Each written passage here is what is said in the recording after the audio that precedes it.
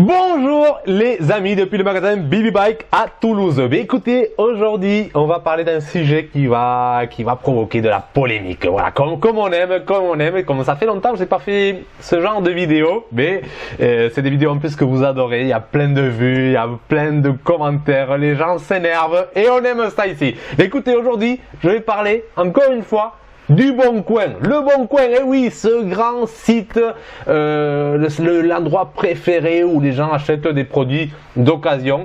Nous, on parle de vélos, donc je vais parler des vélos d'occasion. Et là, je ne sais pas si vous vous êtes aperçu, mais il y a une nouvelle fonctionnalité. Maintenant, vous pouvez acheter, de payer en plusieurs fois. Voilà, c'est la nouveauté du Bon Coin. Et est-ce que ce service est gratuit ? Eh ben non, il faut payer en plus. Voilà, le Bon Coin qui nous avait fait payer en plus pour réserver ou pour acheter en ligne, pour nous mettre la pression rapide. Parce que voilà, si on n'achète plus en ligne, si on réserve pas le vélo, mais quelqu'un d'autre le fera et ça partira beaucoup plus vite. L'appel téléphonique c'est fini. En plus, il n'y a plus les numéros. Vous pouvez plus appeler les personnes. On voit plus les numéros de téléphone.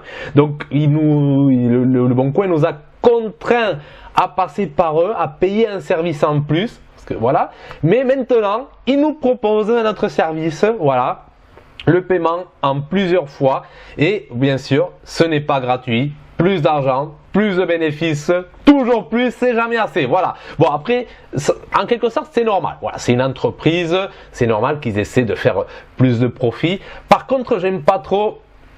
Voilà, c'est en train de dériver de l'idée initiale. L'idée initiale, c'était vraiment mettre en relation les particuliers. Et déjà, dès que vous enlevez le numéro de téléphone, mais vous mettez plus vraiment directement les gens en relation. Vous devez passer par le site, il vous pousse. Après, vous pouvez bien sûr contacter par messagerie, mais vous savez comment ça marche. En général, là, si quelqu'un peut réserver de suite le vélo, il sera prioritaire. Donc, vous ratez votre vente, votre achat, pardon. Et du coup, ça vous pousse à consommer, à payer des frais en plus.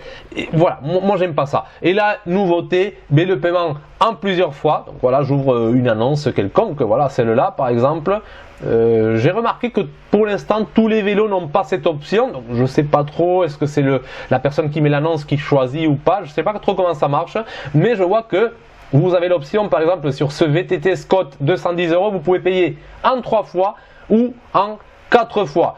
Par contre, quand j'ouvre, il y a le petit i, donc je rentre à l'information, je m'aperçois que si vous sélectionnez le paiement en 3 fois, mais vous aurez des frais en plus de 3,05 €. Bien sûr, ces frais, ça varie en fonction du prix total du vélo, de l'emprunt, on va dire. Donc là, vous allez payer en plus 3 €. Si par contre vous sélectionnez le paiement en 4 fois, ça sera 4,62 €. Et donc voilà, encore un truc en plus. Et je comprends, le paiement en plusieurs fois, ça peut aider certaines personnes. Mais moi je suis pas fan. Je l'ai pas fait dans mon magasin. Je l'ai pas fait parce que je trouve que quand on peut acheter quelque chose en plusieurs fois, les gens ont tendance à acheter des choses qui sont au-dessus de leurs moyens, des choses qui s'endettent plus. Ils vont acheter quelque chose que s'il fallait acheter d'un coup, ils ne le feraient pas. Et quand c'est vraiment un besoin de première nécessité, par exemple quelqu'un qui utilise vraiment son vélo comme voilà, c'est son moyen de transport, son seul moyen de transport, c'est vraiment son outil de travail, même pour certains. Dans ce cas, oui, quand il y a un imprévu, le paiement en plusieurs fois, ça peut dépanner. Mais quand c'est quelque chose un peu passion, voilà, pour les vacances, pour s'amuser le week-end, mais le fait de pouvoir payer en plusieurs fois, ça va vous permettre d'accéder à des modèles plus haut de gamme.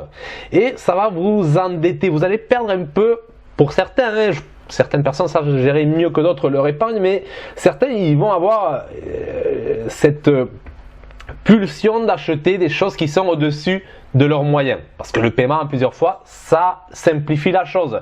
Et c'est même beaucoup de commerçants, ils utilisent ça parce que ça booste les ventes. Ça pousse à la consommation.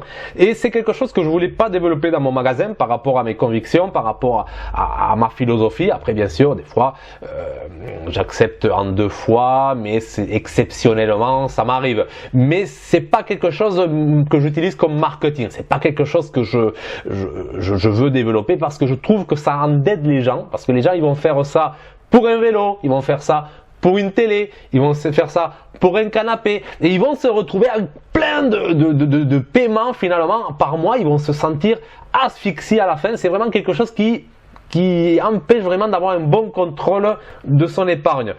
Et le fait de proposer ça, c'est vrai que ça booste les ventes. Donc je comprends qu'il l'ait fait, ça booste les ventes, mais ça contribue en quelque sorte à endetter les personnes, à faire perdre le contrôle des dépenses aux gens. Après voilà, ça c'est un débat, certains vont me dire non, moi j'adore le paiement en plusieurs fois, c'est génial, tout ça, ça me permet d'arriver à la fin du mois. D'accord, moi je pense qu'il y a d'autres solutions, après je suis ouvert au débat, vous me direz ce que vous pensez gentiment en commentaire, et voilà, mais je trouve que c'est pour le bon coin, voilà, c'est une source, une source d'argent en plus, voilà, 3,5 €, bon c'est pas grand chose pour un vélo à 210 €, mais c'est déjà ça en plus. Et imaginons que vous achetez ce vélo, donc vous n'avez pas de téléphone, je ne peux pas joindre la personne, donc qu'est-ce que je fais? Soit je contacte la personne en messagerie, mais ça va prendre beaucoup de temps, est-ce qu'il y a quelqu'un d'autre qui va passer avant? Soit je clique directement, acheter, direct, comme ça au moins je suis tranquille, et là je vois que j'ai plusieurs options. Donc j'ai la remise en main propre, mais pareil, c'est la plupart, voilà, remise en main propre, mais même en remise en main propre, Le Bon Coin me prend 8,40 €, pour le fait de payer via Le Bon Coin avec l'excuse bidon que c'est paiement sécurisé. Oui, d'accord, merci, mais bon, si je vais sur place et tout, je vois la personne, ça va. Voilà, mais voilà, donc ça, et en plus, imaginons, je passe à l'étape 2, payer, du coup, je passe à l'étape 2, donc j'ai ces 8,40 € de frais, mais je décide de payer, par exemple, en 4 fois. Donc j'aurai ces 8,40 € plus 4,80 €. Donc au total, ça commence à faire, hein. Donc 8,40 € plus 4,80 €. Donc ça me fait 13 € sur 210. C'est à la base un vélo qui était à 210, mais je vais payer 13 € de plus avec ces services. Est-ce que certains vont dire c'est pas grand chose? Moi je trouve que c'est quand même, ça commence à faire. Et on est à, voilà, ça commence à être assez conséquent, à peu près, si je me trompe pas, vite fait, on est à 5%, en gros, à peu près. Donc voilà, c'est ça, et finalement un site, moi ça me gêne pas, voilà, mais on avait un site qui était entièrement gratuit, qui mettait en relation les personnes avec un numéro de téléphone, tout ça. Et là, c'est en train vraiment de devenir un site où on n'a plus ce contact avec les personnes. On doit passer par eux, on doit déposer de l'argent chez eux. Et certaines personnes seront d'accord, mais je trouve que c'est pas l'idée initiale du Bon Coin. C'est cette idée de partage, de gratuité, voilà, c'est en train vraiment de devenir un site qui devient de plus en plus gourmand, qui essaie de plus en plus de faire du bénéfice. Et est-ce que c'est peut-être pas le moment de passer à autre chose, de passer à un autre site qui, voilà, après le problème de ça, c'est qu'un site, quand il commence à grandir, ben il veut plus, il commence à rendre des services payants. Et Le Bon Coin, voilà, il a rajouté beaucoup de publicité, chose qu'avant il y en avait moins. Bon, ça me dérange pas beaucoup, non, je trouve que c'est même bien.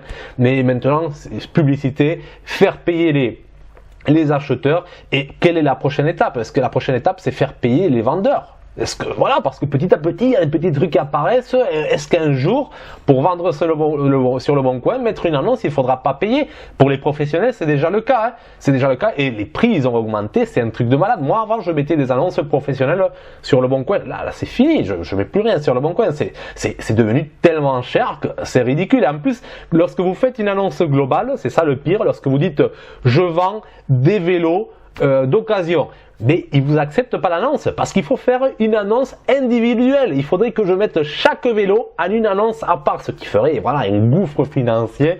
Ça serait de la folie. Mais écoutez, voilà, je voulais juste partager avec vous ça. Je vous ai donné mon avis, respectez-la. Si vous n'êtes pas d'accord, vous n'êtes pas d'accord. Voilà, il n'y a pas de souci. Bon, soyez juste respectueux, c'est tout ce que je vous demande.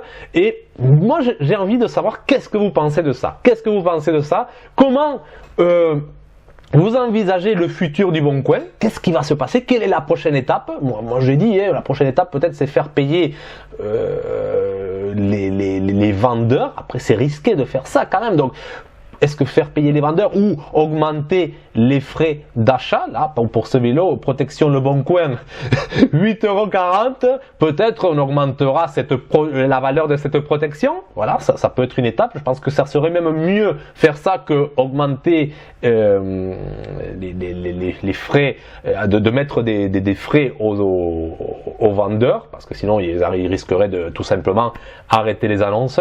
Donc je pense que ça peut être la prochaine étape, augmenter la protection Le Bon Coin.